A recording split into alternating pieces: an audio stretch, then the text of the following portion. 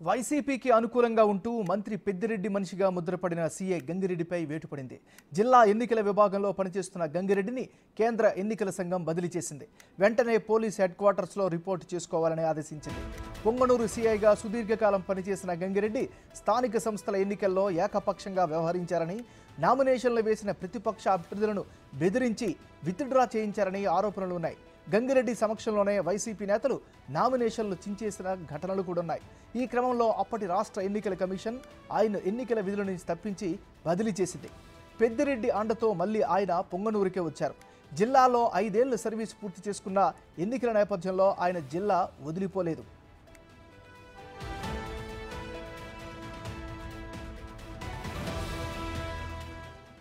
Loop line పేరుతో ఎస్పీకి దగ్గరగా ఉండే స్పెషల్ బ్రాంచ్ విభాగంలో గంగిరెడ్డి కూర్చున్నారు.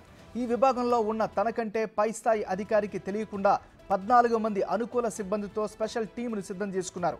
గంగిరెడ్డితో పొసకక పై స్థాయి అధికారి అక్కడి నుంచి వెళ్ళిపోయారు. దీంతో స్పెషల్ బ్రాంచ్ విభాగానికి గంగిరెడ్డి చీఫ్గా మారి ఏకపక్షంగా పనిచేయాలంటూ జిల్లాలోని పోలీసు అధికారులకు హుకుం జారీ చేసినట్లు ఆరోపణలు కూడా ఉన్నాయి. కొత్తగా వచ్చిన ఎస్పీ మణికంఠ చందోలు గంగిరెడ్డి అంశాన్ని పరిశీలించి స్పెషల్ బ్రాంచ్ నుంచి ఎన్నికల విభాగానికి బదిలీ చేశారు.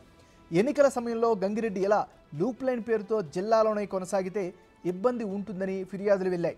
గతంలో ఆయన వ్యవహరించిన తీరును ఉదహరిస్తూ టీడీపీ నేతలు ఎన్నికల సంఘానికి వరుస ఫిర్యాదులు చేశారు. దీంతో కేంద్ర ఎన్నికల సంఘం గంగిరెడ్డికి పోలీసు హెడ్ క్వార్టర్లో రిపోర్టు చేసుకోవాలని ఆదేశాలిచ్చింది.